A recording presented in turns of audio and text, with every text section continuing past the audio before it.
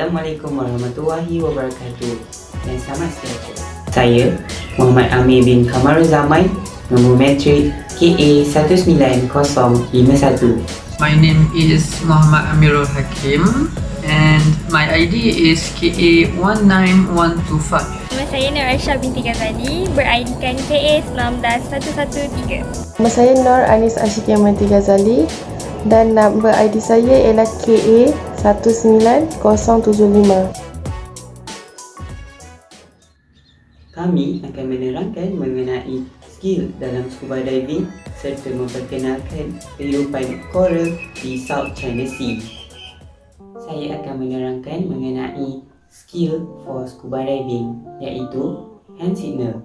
Saya akan menerangkan mengenai 3 hand signal yang ada dalam scuba diving.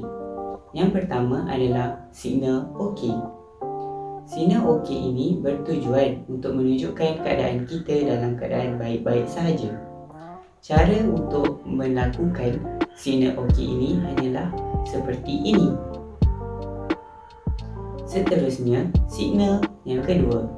Hand signal yang kedua adalah signal going up or end of the dive. Signal ini bertujuan untuk menunjukkan kita akan naik ke atas ataupun kita akan menamatkan sesi scuba diving.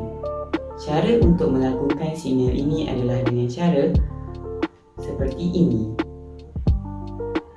Signal yang ketiga ialah signal going down. Signal ini adalah untuk menunjukkan kita akan turun ke bawah.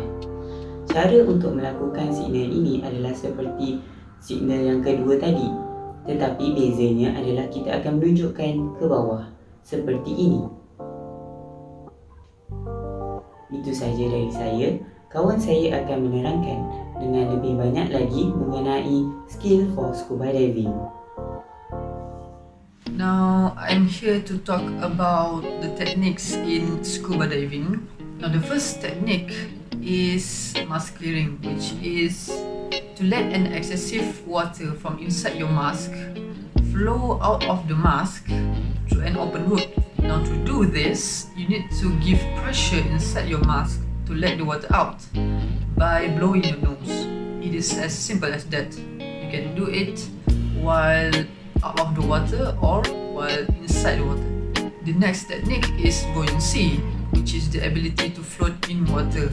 The rule of thumb in this technique is to spread your arms and legs wide open to ensure your stability in water. Now, scuba divers might encounter this device, which is buoyancy control device (BCD). You can use this device in order to maintain your position in water, which is to inflate or deflate your vest. Now, a rule to remember while you are in a fixed position in water, which is to keep calm and have a steady movement. Now the next technique is what we call control descent, which is you need to keep your fins steady as possible while descending in water at a slow pace. 3 things that you need to know or you need to take importance of, which is to not hold your breath because your lungs might rupture due to the pressure inside the water while you are descending. The second thing is to equalize your ear, which is equalize your pressure in your ear by giving pressure from your upper throat.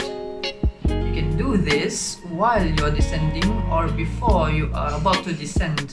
This technique is important to avoid your ears from overloading in pressure. Now the third thing to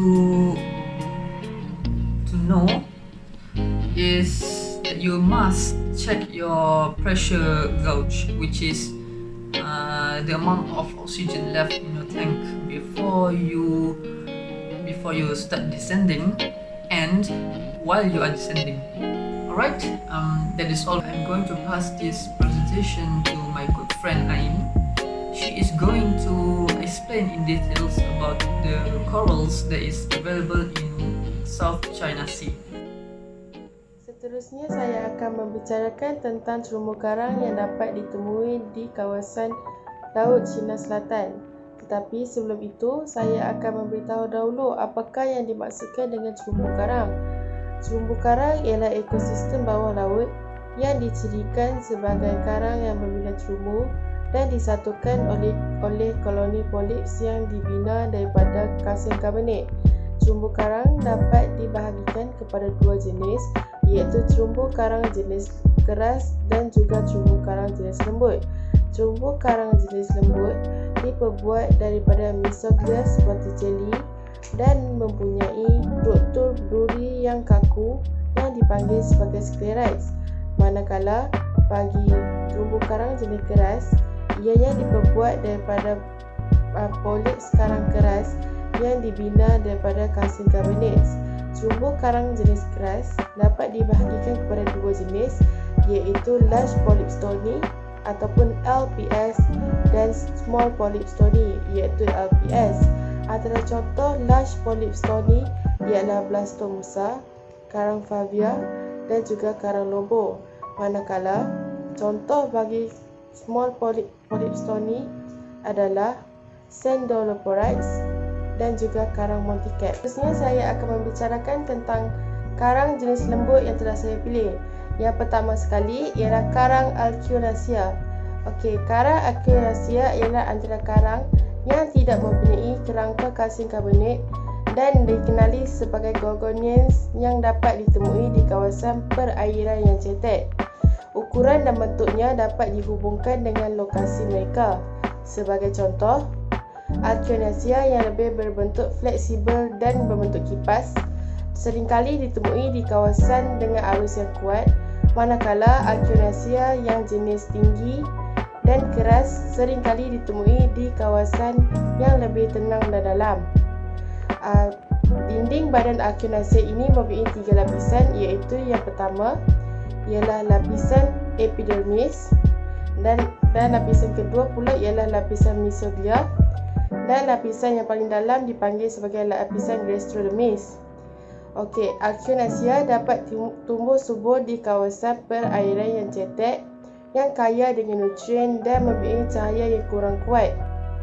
Dan Alcyonaceae ini mengamalkan Zooxanthellae fotosintesis sebagai punca tenaga yang utama. Seterusnya saya akan membicarakan tentang terumbu karang jenis lembut saya yang kedua, iaitu Cycloceres boschmai. Okey, Cycloceres boschmai adalah antara karang tunggal dalam keluarga Fungidae dan dapat ditemui di kawasan Indo-Pasifik. Mereka mendiami lereng karang di bahagian bawah dan di kawasan dengan mendapan yang lembut dan dapat hidup subur di kawasan yang keruh. Kebanyakan Cycloceres boschmai mempunyai diameter sehingga 10 cm dan mempunyai pembukaan mulut di tengah. Mereka memperluaskan tentaklesnya pada waktu malam untuk makan, dan Cycloceres boschmai mempunyai bentuk badan yang kecil tetapi berwarna-warni. Baiklah, itu saja dari saya. Seterusnya, saudari Aisyah akan memberitahu tentang karang keras yang dapat ditemui di Laut Cina Selatan. Hai, saya Aisyah. Kali ini saya akan menerangkan tentang hard coral. Tadi korang dah tahu kan pasal soft coral? Apa itu makna coral? Okey, coral tu adalah terumbu karang. Antara hard coral yang wujud di Cina Selatan adalah Acropora millipora, Micromussa coral dan juga Favia coral.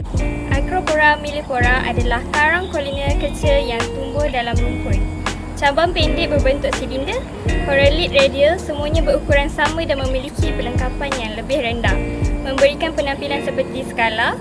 Warnanya berubah-ubah dan mungkin berwarna hijau dengan ranting tip oranye atau dengan merah jambu pucat, oranye, hijau biasa atau biru. Micromussa lodowensis yang sebelumnya dikenali sebagai acanthid adalah spesies karang berbatu dalam keluarga Lobophilidae. Ini adalah karang yang meluas dan umum dengan polip besar, terjadi di terumbu cetek di lautan Pasifik. Pada asalnya klasifikasikan semula di bawah jenis Micromussa pada tahun 2016. Favia adalah jenis batu karang yang membina terumbu karang dalam keluarga Musidae. Anggota jenis adalah karang kolonial yang besar atau tebal, baik berbentuk kubah atau rata, dan sebilangan kecilnya adalah foliaceous. Terdapat kepelbagaian bentuk di antara individu dengan spesies yang sama. Sekian, itu saja daripada saya. Terima kasih. Sekian, terima kasih. Thank you for listening. Itu sahaja dari kami. Bulan 2, Akhir kata. Saya alam sekitar. hashtag kita sayang kita. Stay safe.